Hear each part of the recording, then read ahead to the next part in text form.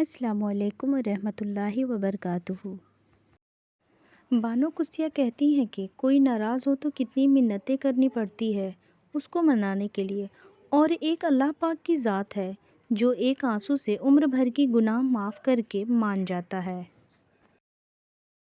سنا تھا روز قیامت کوئی کسی کا نہیں رہے گا، مگر یہ معاملہ دنیا میں دکھائی دے رہا ہے۔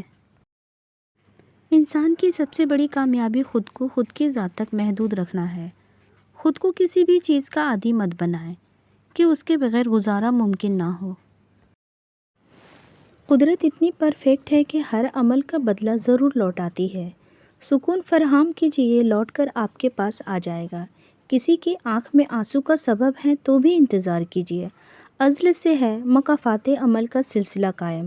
رلایا جس نے اوروں کو اور خود بھی چشم تر رویا۔ ایک طرف تو نفرت ہے جو چند لمحوں میں محسوس کر لی جاتی ہے، دوسری طرف تو محبت ہے جس کا یقین دلانے میں ہی زندگیاں گزر جاتی ہے۔ دکھ میں کبھی بھی پچھتاوے کی آنسو نہ بہاؤ، کیونکہ تم وہ خوش نصیب ہو جسے اللہ نے آزمائش کے قابل سمجھا۔ جو مل رہا ہے تمہارے لیے بہتر ہے، تم نہیں جانتے لیکن دینے والا تو خوب جانتا ہے۔ لوگوں کی اکثریت آپ کے ساتھ مخلص نہیں ہوتی، بلکہ اپنی ضروریات سے مخلص ہوتی ہے۔ صرف ان کی ضروریات بدلنے سے ان کا اخلاص بدل جاتا ہے۔ مرد کا یقین تبھی کرنا جب وہ تم سے نکاح کرنے پر راضی ہو جائے اور فوراً تمہارے گھر رشتہ بھیجے۔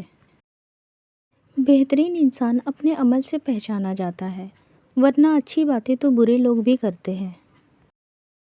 جو انسان یہ سمجھتا ہے کہ اللہ جو کرتا ہے وہ ہمارے لیے بہتر ہوتا ہے، وہ کمال کا ایمان رکھتا ہے۔ ہر چیز کا صدقہ ہوتا ہے، اور عقل کا صدقہ یہ ہے کہ جاہل کی بات کو برداشت کرو۔ غریب آدمی سے اکڑ کر ملنا اور امیر سے ملتے ہوئے مسکراہٹ سجا لینا حسن اخلاق نہیں بلکہ بدترین منافقت ہے۔ تمہاری مشکل آسمان جتنی بڑی کیوں نہ ہو، اگر تمہارا یقین اللہ پر ہے تو کوئی بھی تمہیں ہرا نہیں سکتا۔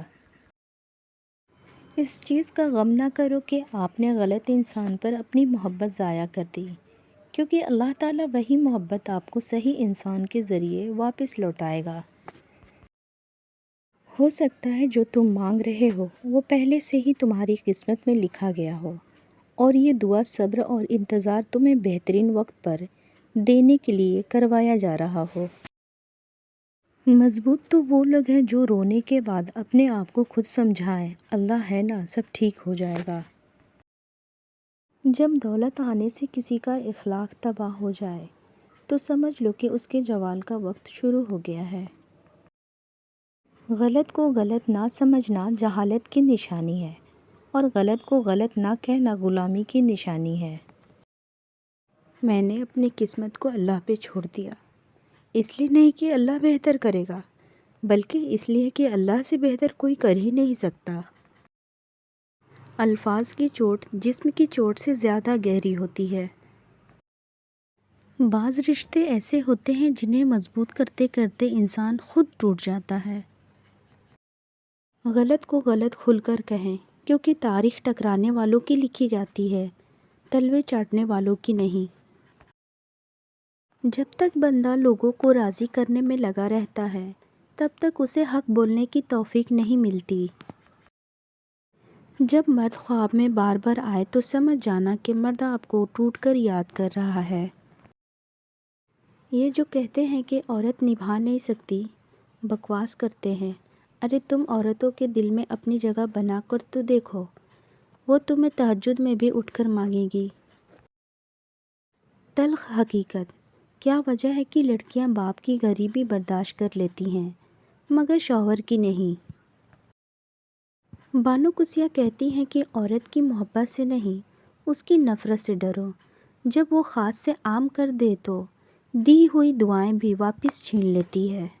اور یہ واقعہ سچ ہے، میں نے کئی عورتوں کو پتھر ہوتے دیکھا ہے۔ جب ان کا ضبط ٹوٹتا ہے تو پھر ان کے سامنے کٹ کے مر بھی جائیں تو پلکیں اٹھا کر دیکھتی تک نہیں۔ بدلہ لینے والوں سے نہیں بلکہ سہ جانے والوں سے ڈرو، ان کا معاملہ اللہ کے حضور پہنچا دیا جاتا ہے۔ وہاں بیٹھ کر رونا بہت سکون دیتا ہے، جہاں اللہ پاک کے سوا آنسو دیکھنے والا کوئی نہ ہو۔